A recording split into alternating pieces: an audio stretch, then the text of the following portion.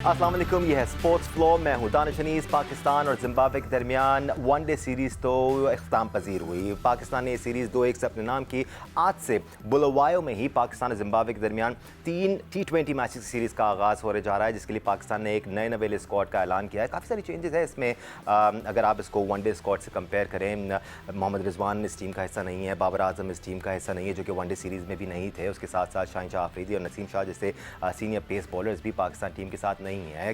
पाकिस्तान की स्ट्रैटेजी इस वक्त साफ नज़र आ रही है कि यंग टैलेंट को टीम में शामिल करना है और उसको सही तरह पॉलिश करना है ताकि पाकिस्तान को कुछ ऑप्शंस मिल सकें। Are we on the right track? आज जिस T20 सीरीज़ का आगाज़ होने वाला है, इससे काफ़ी कुछ क्लियर होना शुरू हो जाएगा। हमने आपको बात की कि वनडे सीरीज़ में पाकिस्तान ने 2-1 से कामयाबी हासिल की। लेट्स नॉट फॉरगेट जो पहला वनडे मैच था उसमें पाकिस्तान को शिकस्त हुई थी। इस वक्त जो मनाज़र आप देख रहे हैं ये बुलवाया कि आज की पिच के हमसे कुछ देर पहले पिच रिपोर्ट भी हो रही थी और आमिर सोहेल कह रहे थे कि इस पिच पर बड़े रन लगने वाले हैं और साथ साथ स्पिनर्स को भी असिस्टेंस मिलेगी। जो आज पाकिस्तानी प्लेइंग 11 का ऐलान किया गया है उसमें पाकिस्तान ने 2 स्पिनर्स शामिल किए हैं। अबरार अहमद जिन्होंने अच्छी परफॉर्मेंस दिखाई थी वनडे सीरीज़ में, 6 विकेट्स लेने में कामयाब हुए थे, उनको T20 सीरीज़ के लिए शामिल किया गया है। सुफियान मुकीम भी टीम का हिस्सा है। स्क्वाड आपके सामने इस वक्त मौजूद है। Let's go through it right away. Saim Ayub, Usman Khan wicket keeper batsman, Umair bin Yousuf, Salman Liaquat, Tayyab Tahir, Irfan Khan, Abbas Afridi, Jahandad Khan, Sufiyan Muqeem, Abrar Ahmed, Haris Rauf. जैसे कि हमने आपको पहले बताया मोहम्मद रिजवान T20 टीम का हिस्सा नहीं है इस सीरीज़ के लिए एटलीस्ट, और सलमान लियाकत को कप्तानी के फ़राइज़ अंजाम देने के लिए सेलेक्ट किया गया है। अब हमने बहुत सारा डिस्कशन इस मौजू पर भी बनता है कि क्या पाकिस्तान सही सिमत में जा रहा है, क्या जो यंगस्टर्स पाकिस्तानी टीम इस वक्त टीम में खिला रही है क्या वो सही नाम है, क्या वो पाकिस्तान को आगे चल के बेहतरीन अंदाज में सर्व कर सकते हैं। इन तमाम इशूज़ पर आज के इस स्पेशल ट्रांसमिशन में हम बात करेंगे। लेट्स नॉट फॉरगेट हमारे साथ आज एक्सपर्ट ओपिनियन के लिए पाकिस्तान के साबिक कप्तान और टेस्ट क्रिकेटर राशिद लतीफ़ मौजूद हैं और टेस्ट क्रिकेटर अहमद शहजाद ने भी ज्वाइन किया हुआ है। राशिद भाई, आपसे डिस्कशन का आगाज़ करते हैं। टॉस होने में बस कुछ ही वक्त रह गया, हम टॉस की तरफ भी जाएंगे। अगर हम पेस बैटरी की बात करें जो इस मैच में हमें नज़र आ रही है, हारिस रऊफ पैक को लीड करेंगे, जहादात खान और अब्बास आफरीदी हैं। ये जो कॉम्बो है जहादात खान और अब्बास आफरीदी का, ये अच्छा है। 2 यंगस्टर्स हैं जो शॉर्टर फॉर्मेट में स्किल्स दिखाते आए हैं। जी बिल्कुल। सबसे पहले तो बात करना चाहता हूँ ये कि ये अब भी हमने पूरा शो किया है सारा। अब सर हम दोबारा रिपीट करेंगे सर, के वो जो व्यूअरशिप थी वो जियो सुपर की व्यूअरशिप थी और ये जियो न्यूज़ की व्यूअरशिप है। दोनों में बहुत फ़र्क है, दोनों की रीच में भी बहुत फ़र्क है। अपनी अपनी अपनी आवाम को बताना चाहता हूँ कि अभी हमने यही बात हम दोबारा रिपीट करेंगे। जहाँ तक हारिस का है, जहाँ पे सबको रेस्ट कराया गया तो हारिस को भी रेस्ट करा सकते थे।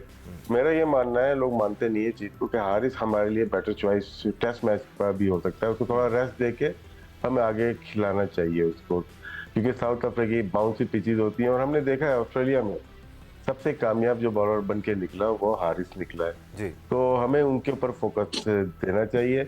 और ये जो यंग टीम है बिल्कुल काफी सारे ही नए प्लेयर हैं, थोड़े अर्से से वो खेल रहे हैं, तो उनमें एक ही एक सीनियर नजर आ रहा है मेरे ख्याल से, वो हारिस है। बाकी बात की हमने बात की थी कि वो डेथ ओवर का सबसे बेहतर सिर्फ पाकिस्तान ही का नहीं, दुनिया की क्रिकेट का अच्छा बॉलर लग रहा है कि डेथ ओवर पे वो रीड नहीं होती है, उनके बैक ऑफ द हैंड है, उनकी पेस को स्लो करते हैं, उनकी बाउंसर है, तो वो बहुत अच्छी बॉल कर रहे हैं। जहादात खान नए अभी PSL में अच्छा परफॉर्म किया हुआ है, बॉलिंग में एक्सपेंसिव है, 2 से 3 ओवर में वो 30-35 रन कंसीड करते हैं, वो बैटिंग में छक्के अच्छे मार सकते हैं। तो अभी प्रॉपर ऑलराउंडर वाली जो शेप है वो शायद अभी बनती हुई नजर नहीं आ रही। आमिर जमाल बेटर चॉइस होते हैं लेकिन शायद उनको ज्यादा मौके नहीं मिल रहे, ना ऑस्ट्रेलिया में मिले ना यहाँ पे प्रॉपरली मिल सके। तो पेस आपकी ठीक है, जाहिर सी बात है हम मिस कर रहे हैं, शाहीन हो जाए या नसीम हो जाए या हसनैन हो जाए तो, लेकिन ठीक है, ये अब्बास है, हारिस की बात की, जहादात, बाकी 2 स्पिनर हैं, उस पर आगे चल के बात करते हैं। श्योर सर, हम आगे चल के ज़रूर बात करेंगे। और अहमद, अगर यही सवाल लेके मैं आपकी तरफ आऊँ, जैसे राशिद लतीफ़ साहब कह रहे हैं अच्छा ऑप्शन है जहादात खान जिनको स्टैब्लिश किया जा सकता है। रीसेंट पास में एक गलती जो हमने की है कि हमने बहुत जल्दी किसी एक पर्टिकुलर प्लेयर को ऑलराउंडर मान लिया है और हमने उसकी बहुत तारीफ़ें की हैं। जहादात में वो पोटेंशियल ज़रूर है और सही तरह से डेवलप करना भी ज़रूरी है इनको।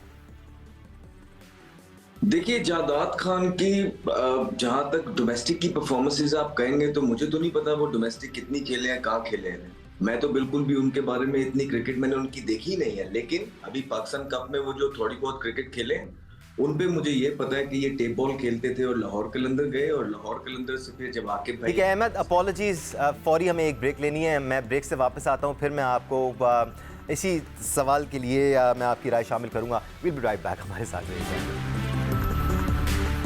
Welcome back once again to Sports Flow. It's been a comedy of errors till now. Zimbabwe में फाइनली हमारे पीठ पीछे टॉस हो गया है, क्योंकि टॉस डिलेड था, 4 बजे होना था, उसके बाद भी वो 4:04 पर हुआ। इवेंचुअली टॉस का रिजल्ट हमारे सामने आ गया है। पाकिस्तान के नए नवेले कप्तान सलमान अली आगा ने टॉस जीत लिया और पहले बैटिंग करने का फैसला किया है। और ऐसा लगता है कि पाकिस्तानी टीम वो मोमेंटम जो पाकिस्तान ने वनडे सीरीज़ में हासिल किया था उसको कैरी फॉरवर्ड करना चाहती है। हाँ, कुछ नाम ज़रूर बदले हैं, कुछ चेहरे ज़रूर बदले हैं, कप्तान ऊपर से ज़रूर बदले हैं, लेकिन सोच वही नज़र आ रही है कि मोमेंटम को इस्तेमाल करते हुए अच्छी क्रिकेट खेलनी है और कुछ यंगस्टर्स को डेवलप करना है। राइट, एक्सपर्ट ओपिनियन के लिए हमारे साथ मौजूद हैं टेस्ट क्रिकेटर सिकंदर बख्त और सीनियर स्पोर्ट्स जर्नलिस्ट और अब्दुल माजिद भट्टी ने हमें ज्वाइन किया हुआ है। सिकंदर, अच्छा टॉस था ये जीतने के लिए। आइडियली आप जब यंगस्टर्स को भी खिला रहे होते हैं तो आप टॉस जीत के पहले बैटिंग करते हैं और कोशिश होती है कि एक अच्छा टोटल लगाएं यहाँ पर। मुझे ये देखना है कि ओपनर्स कौन आ रहे हैं, और मैं करने वाला था आपसे ये सवाल, बट मैंने सोचा पहले टॉस की बात कर लेते, फिर हम ओपनर्स की बात करें। जो मेरे पास जो लिस्ट आई है उसमें साइम और उमैर बिन यूसुफ नाम है ना उसका, उमैर बिन यूसुफ। बट इसमें कुछ पॉसिबिलिटीज हो सकती है, हम आगे चल के बात करते हैं। फिलहाल टॉस की बात कर लेते हैं। ठीक है, वो अच्छा स्कोर करें, बड़ा स्कोर करें। हम पहला मैच भी इसी तरह हार गए थे, मगर हमने टॉस जीत के, तो अब देखते हैं कि आज ये किस तरह खेलते हैं। लड़के सारे नए हैं, मगर इन नए बच्चों को प्रॉपर मौका मिलना चाहिए। तो लेट्स सी आज किसको किस जगह पे मौका मिलता है। भट्टी साहब, इसलिए भी अच्छा टॉस है जीतने के लिए बिकॉज आप एक तो 3 पेसर्स खिला रहे हैं, 2 स्पिनर्स खिला रहे हैं, सुफियान को खिला रहे हैं और अबरार को खिला रहे हैं। पिच सेकंड इनिंग्स में गो के T20 है, इतना ज़्यादा फ़र्क आता नहीं है, बट फिर भी फ़र्क ज़रूर आता है, तो वो आपके लिए फ़ायदेमंद साबित होंगे। बिल्कुल दानिश, जिस तरह अभी टॉस पे सलमान अली आगा कह रहे थे कि स्लो पिच है, इसका मतलब है कि दूसरी इनिंग्स में बैटिंग, जाहिर है 20 ओवर में बहुत कुछ चेंज नहीं होता, लेकिन थोड़ी सी मुश्किल हो जाएगी। लेकिन ये वो फॉर्मेट है T20 जिसमें जिम्बाब्वे काफ़ी डेंजरस टीम है, दुनिया की बड़ी बड़ी टीमों को अपसेट करती रही है। फिर जो फेमस मैच 2022 में T20 वर्ल्ड कप में पर्थ में हुआ कि पाकिस्तान को हरा दिया जिम्बाब्वे ने, तो पाकिस्तान ने नई टीम उतारी है और आखिरी वक्त पे जो एक चेंज की है, साइम अयूब जो ओरिजिनल स्क्वाड था उसमें नहीं थे, लेकिन बहरहाल सेलेक्टर्स को अपनी गलती का एहसास हुआ।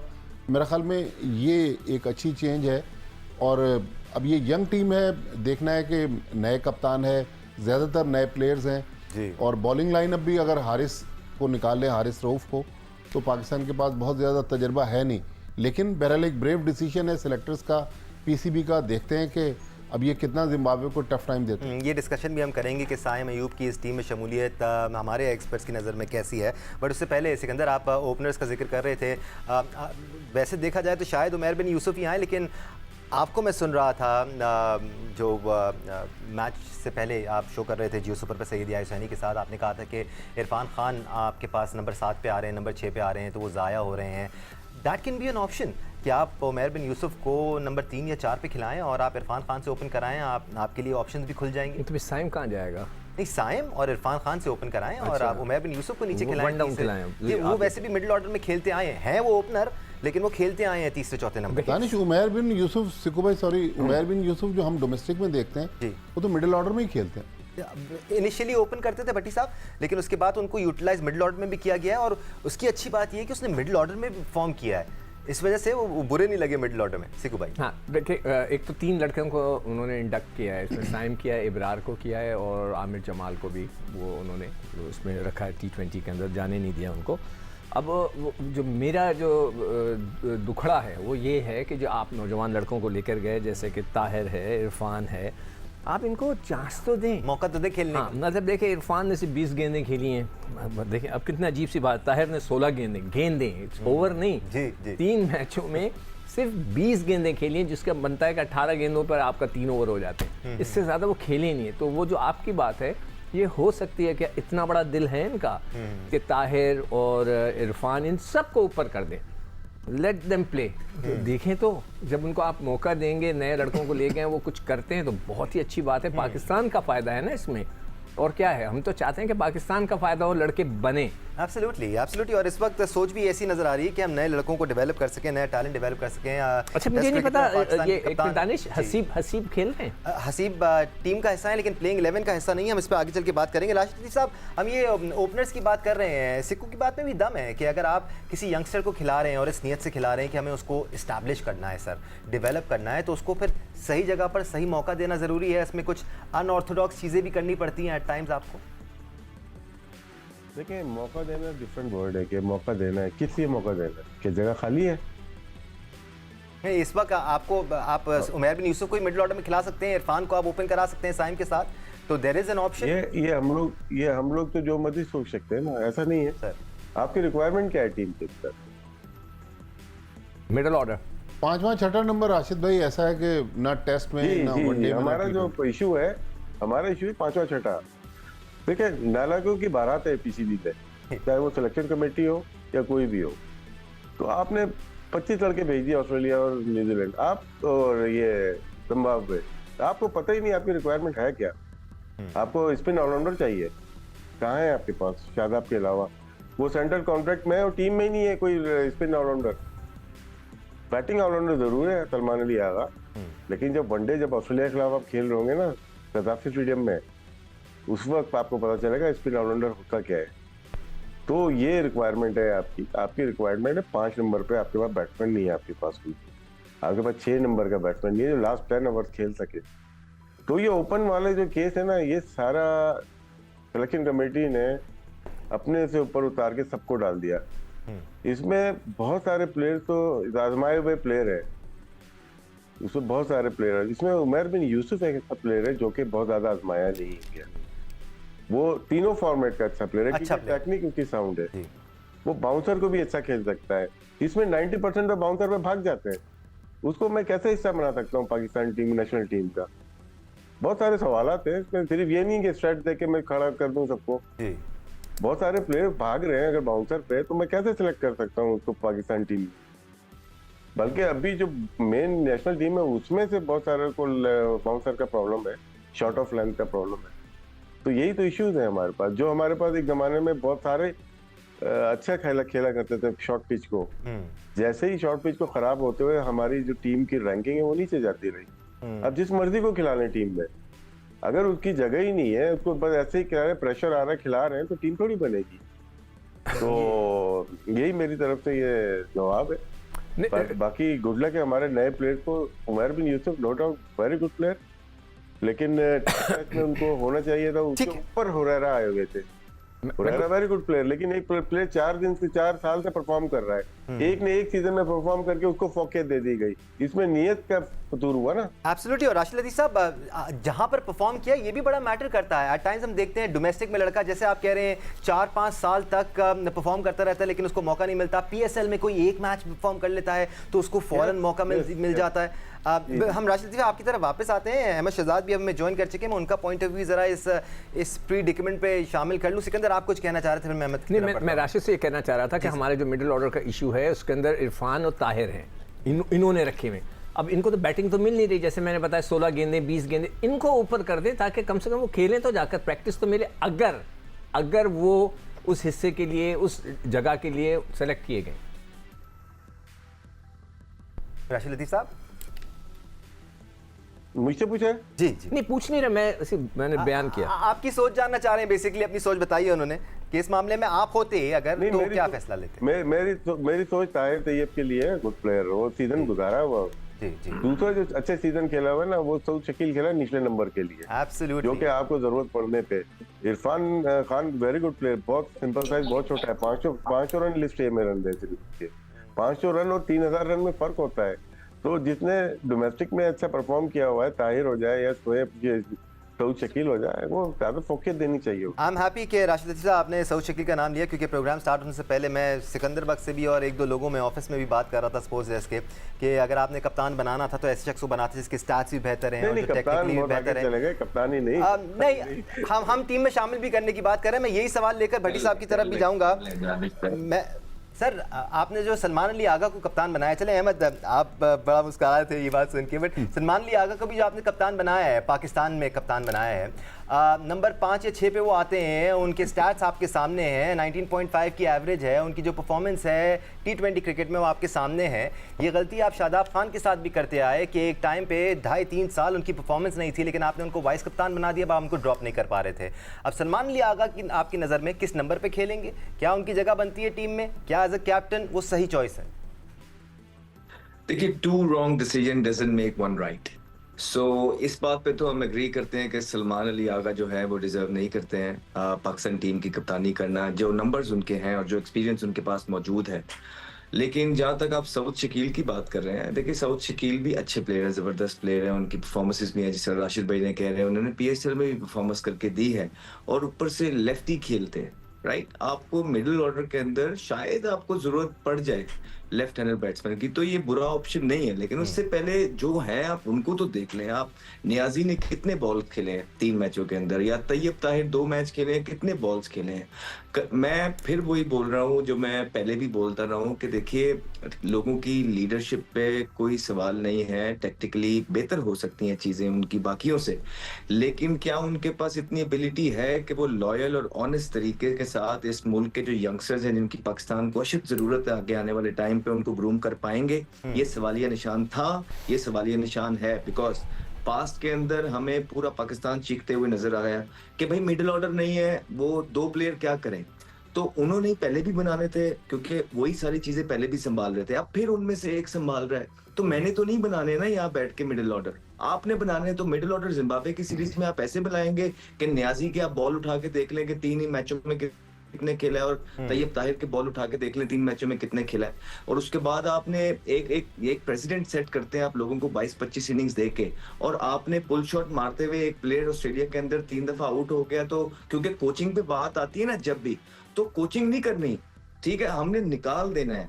पर इतनी दफा ऐसा हुआ, सर डेव वॉटमर थे, मैं बाहर निकलते हुए बॉल पे अच्छा नहीं खेल रहा था, उन्होंने मुझे बुलाया, मुझे बिठाया, मेरे साथ काम किया, मेरे साथ प्रैक्टिस की, 4-6 दिन लगाए, और उसके बाद वो चीज हमने कॉन्कर की। क्या साहिबजादा फरहान के साथ इस तरह की कोई चीजें हुई हैं? किसी ने उनको उनकी गलतियां पॉइंट आउट की हैं? क्या कोई कॉन्वर्सेशन, कम्युनिकेशन थी? इंटरनेशनल क्रिकेट है ये, याद रखिएगा, 4थे नंबर पे आपका क्रिकेट बोर्ड आता है, इतना पैसा है। तो आज हमारा पैसा तो ऊपर चला गया, लेकिन अनफॉर्चुनेटली हमारा सोच और माइंडसेट आज भी 1980 वाली है। रिक्वायरमेंट क्या है हमारी? ये बात की थी राशिद लतीफ़ साहब ने आपसे कुछ देर पहले। भट्टी साहब, हमारी रिक्वायरमेंट नंबर 5 और नंबर 6 पे ये है कि हमें कोई ऐसा बैट्समैन चाहिए जो कि ऊपर से अगर लाइन लग जाए तो थोड़ा सा विकेट पर रुक भी सके और तेज़ भी खेल सके। इस बात को मद्देनजर रखते हुए आपका नंबर 5 और 6 का स्पॉट किसको जाएगा? क्या सलमान अली आगा को आप 2 या 3 पे खिलाएंगे और 5 या 6 पे आप इरफान को यूज़ करेंगे, या फिर आपके दिमाग में कुछ और चल रहा है? देखें, ये वो पोजीशन है दानिश जहाँ पे हमें एक प्रॉपर बैट्समैन की ज़रूरत है। हालांकि 20 ओवर का मैच है, लेकिन 20 ओवर में हर गेंद पर अगर आप मारधाड़ करेंगे तो बाज़ दफ़ा ये 20 ओवर भी पूरे नहीं कर सकते। अभी जो हमने सीरीज़ खेली थी ऑस्ट्रेलिया की, उसमें देखें हम पूरे 20 ओवर शायद तीनों मैचों में नहीं खेल पाए थे। लिहाजा हमें एक प्रॉपर, या तो तैयब ताहिर को ग्रूम करें, या फिर राशिद भाई जिस तरह कह रहे हैं सऊद शकील देखें, उसने टेस्ट मैच में अपने आप को मनवाया और PSL में, तो लिहाजा सिर्फ इसलिए इरफान नियाजी को खिला देना कि उसकी फील्डिंग अच्छी है, तो फिर तो देखें जिनकी फील्डिंग अच्छी नहीं है उनको ड्रॉप भी करें। तो मेरे ख्याल में प्रॉपर हमें 5 और 6 पे तीनों फॉर्मेट्स पे चाहिए। ये सिर्फ इस फॉर्मेट की बात नहीं है। और टेस्ट मैच में तो चले 5 नंबर पर सऊद शकील परफॉर्म कर रहे हैं, लेकिन वनडे में भी हम 5 और 6 पे स्ट्रगल कर रहे हैं। लेकिन असल बात है कि जो लोग वहाँ बैठे होते हैं पावर में, और इस वक्त तो आकिब जावेद सिलेक्शन कमेटी के भी करता धरता हैं, हेड कोच भी हैं, और माजी में हमारे साथ बहुत सारे शोज़ में आकर वो बहुत सारी बातें करते थे, लेकिन जब वो अब उस मनसब पे बैठे हैं तो शायद वो अपनी पुरानी बातों को भूल गए। लिहाजा मेरे ख्याल में आईना दिखाने की ज़रूरत है। कुछ पाकिस्तानी स्पिनर्स की बात कर लेते हैं। और हम भी बहुत करते हैं सर नहीं, एक्चुअली नहीं, इस पे मैं ज़रूर भट्टी साहब ये कहूँगा, कभी आया है उसको जुमा 4 दिन हुए, तो थोड़ा टाइम दे दें उसको। और कुछ नई चीज़ें हो रही हैं, देखिए बहुत सारी नई चीज़ें हो रही हैं। हम एक अरसा ये बात करते रहे कि बाबर और रिजवान शायद T20 में बैठते नहीं हैं। सर नई चीज़ की ज़रूरत है क्या? कहाँ पे है, ये अहम है।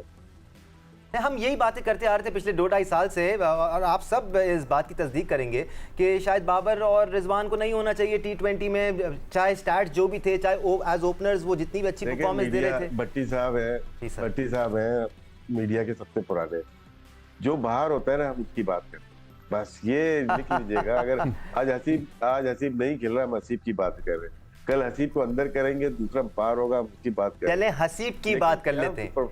नहीं देखिए राशिद अफजल, हम तो ये बात कर रहे हैं कि क्या हो रहा है, क्यों हो रहा है, क्या ठीक हो रहा है और क्या ऐसा ही होना चाहिए, हम ये बात कर रहे हैं। आपने हसीब का जिक्र किया, सिकू भाई मैं आपसे शुरू कर लेता हूं, मैं आपकी सबकी तरफ आऊंगा। हसीब को हमने ऑस्ट्रेलिया में चांस दिया, हम रिजवान के साथ उनको as a secondary wicket keeper खिलाते रहे, टीम में भी हमने उनको शामिल किया, एज अ बैटर हमने उनको खिलाया, फिर हमने उनको कितने मैच खिलाए, चांस दिया, कितने, वह एक मैच दिया, ठीक है ना। अब क्या उसको यहाँ पर टीम का हिस्सा नहीं होना चाहिए था और आप उसको ऊपर यूटिलाइज नहीं कर सकते थे? क्या ये सही जगह नहीं थी रिजवान की गैर मौजूदगी में उनको यूटिलाइज करना? बिल्कुल होना चाहिए था। तो देखिए एक मैच उसको दिया, उसमें वो बेचारा 2 गेंदों पे आउट हो गया। मैंने सबकी गेंदें लिखी हुई हैं जो नए, और टैलेंट है उस लड़के में, टैलेंट है। आप जब लेकर गए भाई, खुदा के वास्ते उसको खिलाकर देख तो लो, 3-4 मैच तो दे दो एक साथ उसको, देखें तो वो करता क्या है। रिजवान को क्या जरूरत थी आपको ले जाने की? मैं कहता हूँ इधर जिम्बाब्वे की कुछ जरूरत ही नहीं थी उसको, आप उसको घर भेजते। आपने उनको कप्तान बनाया है तो आप चाह रहे थे कि नहीं, कुछ नहीं, वो देखें वो PSL में कप्तानी करता है, वो सेटल्ड है, उसको जो कप्तानी करनी है वो PSL में कर चुका है, वो ट्रेंड है। वो बाबर की तरह नहीं है कि कहीं भी कप्तानी नहीं की उसको कप्तान बनाया था, ये कप्तानी कर चुका है, टाइटल जीत चुका है, ही नोज। मगर आप उसको उसकी जगह इसको खिलाना चाहिए था, मगर आपने नहीं खिलाया। अभी फिर आपके पर कहत पड़ेगा कि आप उस्मान को खिलाएंगे, उस्मान तो खेलते ही नहीं पाकिस्तान में, अब आए हैं वो। अहमद, एक अलमिया पाकिस्तान क्रिकेट का ये रहा है, अभी we gearing up for the match, by the way we don't want to take the discussion बिल्कुल एक डिफरेंट डायरेक्शन में, बट एक अलमिया हमारा ये रहा है कि अगर हम चांस देते भी हैं ना, तो कुछ लोगों को हम सही तरह चांस दे नहीं पाते, उनके साथ थोड़ा सा पता नहीं ये कहा जाए मजाक हो जाता है तो गलत नहीं होगा, क्योंकि हसीबुल्लाह के साथ जो हो रहा है वो फेयर नहीं है, उसको सही चांस नहीं दिया जा रहा। रिजवान के शैडो में अगर उनको चांस मिल रहा है तो उनके ऊपर प्रेशर है, रिजवान की गैर मौजूदगी में चांस मिलता तो शायद उनके बारे में आप सही इंदिया लगा सकते थे। मुझे तो लग रहा है कि रिजवान की मौजूदगी में उनको चांस दिया जा रहा है तो हसीब पे प्रेशर कम लग रहा है और रिजवान पे ज्यादा लग रहा है। दूसरी बात यह है कि देखिए बात इतनी है कि खिलाना है। राशिद भाई यहाँ बैठे हुए हैं ना, अब मेरी नजर में अगर आप मुझसे पूछेंगे तो हमारे पास इस पाकिस्तान का जो सबसे बेहतरीन विकेट कीपर जो प्रोड्यूस किया पाकिस्तान ने वो राशिद भाई है, इसमें दो राय कोई नहीं। हाँ, बैटिंग में आप बात कर सकते हैं, कामरान अकमल भी आ गए, बाद में दूसरे भी थे, लेकिन एज अ विकेट कीपर जो है वो राशिद लतीफ है। अगर वो बैठ के एक विकेट कीपर की तारीफ कर रहे हैं और कह रहे हैं कि इसमें पोटेंशियल है, तो मुझे ये बताएं कि फिर कितना को मुश्किल है उस विकेट कीपर पे काम करना, उसको मौके देना, उसको चांस देना। सिर्फ बात नियतों की आ जाती है और कुछ नहीं है Danish. Not just as a wicket keeper Rashid Latif साहब, हसीबुल्लाह में एज अ बैट्समैन भी टैलेंट है, उन्होंने फर्स्ट क्लास क्रिकेट भी खेली है काफ़ी और वहाँ पर भी परफॉर्म किया है, तेज़ भी खेल सकते हैं, थोड़ा सा बस शायद कॉन्फिडेंस और देने की ज़रूरत है उस लड़के को। जी बिल्कुल बिल्कुल, आप ही देखें ना, अगर उनको फर्स्ट क्लास में देखते हैं तो बहुत अच्छा परफॉर्मेंस है, उन्होंने अराउंड 50+ उनका जी सर एवरेज है, जी सर, बुरा नहीं है। अगर हम वो लिस्ट ए देखते हैं उसमें भी 50+ का उनका एवरेज, 88 का स्ट्राइक रेट है। जहाँ बात T20 की आती है वहाँ पे थोड़ा सा मैं इख्तलाफ करूँ, वहाँ पे टॉप ऑर्डर जो बैटिंग करता है तो इख्तलाफ जैसे हमारा बाबर आजम के साथ रिजवान के साथ था। ये लिस्ट एक में डोमेस्टिक की बात कर रहा हूँ, डोमेस्टिक में उनकी 122 की स्ट्राइक रेट है, 20 का एवरेज, कहीं से भी एक्सेप्टेबल नहीं है इंटरनेशनल क्रिकेट के लिए, इन होने के लिए। ये मेरी राय है। Nothing sets the scene like the national anthem before a match. Match अब से कुछ ही देर में शुरू होगा। पहली बॉल 4:30 बजे गिरनी है। हम यहाँ पे एक ब्रेक लेते हैं और होपफुली पहली बॉल गिरने से पहले आपको दोबारा ज्वाइन करेंगे, हमारे साथ रहेगा। Welcome back once again to sports लो। पाकिस्तान जिम्बाब्वे के खिलाफ पहले T20 में टॉस जीतकर पहले बैटिंग कर रहा है। पाकिस्तान ने चौथे ओवर में 29 रन बनाए, 1 विकेट नुकसान पे। उमर बिन यूसुफ वाहिद विकेट है जो अब तक गिरी है। भट्टी साहब मैं आपकी तरफ आऊँगा। हम अभी ये बात कर रहे थे ब्रेक से पहले भट्टी साहब के टैलेंट है उमर बिन यूसुफ ने और तीनों फॉर्मेट्स में उनके रन्स हैं, बट पाकिस्तान के लिए जब एक लड़के का नाम आता है और उसकी हम बैटिंग देखते हैं तो क्या वजह है कि वो उस तरह क्रिकेट खेलता हुआ नज़र नहीं आता जिस तरह उसने डोमेस्टिक में खेली होती? क्या ये प्रेशर है, क्या ये अहकामात हैं कि आपने इस तरह हटके खेलना है या आपने इतना तेज़ खेलना है या आपने ऐसा आगाज़ फराम करना है? देखिए दानिश, अभी ये जो हमारा डोमेस्टिक सीज़न शुरू हुआ तो मोहसिन नकवी साहब जब प्रेस कॉन्फ्रेंस कर रहे थे तो उन्होंने कहा कि ये जो चैम्पियंस कप के हम फर्स्ट क्लास T20 और वनडे इवेंट्स करवा रहे हैं, इसका मकसद है कि इंटरनेशनल क्रिकेट और डोमेस्टिक क्रिकेट के गैप को ख़त्म करना। लेकिन हमारे डोमेस्टिक सीज़न के साथ अभी तकरीबन समझ ले 2-2.5 महीने पहले शुरू हुआ है, अब तक जितनी बदइंतज़ामी नज़र आई है, नेशनल अंडर 19 हम शुरू करते हैं, एक दिन के मैच के बाद टूर्नामेंट रोक दिया जाता है। अभी कायद-ए-आज़म ट्रॉफी को रोककर हम चैंपियंस कप T20 करवाने जा रहे हैं। तो मतलब ये लड़के इसलिए कॉन्फिडेंट नज़र नहीं आ रहे कि हमारा जो डोमेस्टिक सिस्टम है और जिन पिचेस पर मैच होता है, अब देखें ना, फर्स्ट क्लास क्रिकेट हमने रोक दी। बड़ी साहब, will have to stop here, break लेने का टाइम हो गया है, फिर हेडलाइंस के साथ वापस आएंगे and we'll continue. J news की ट्रांसमिशन जारी रहेगी। पाकिस्तान और जिम्बाब्वे के दरमियान पहला T20 भी जारी है हमारे साथ में।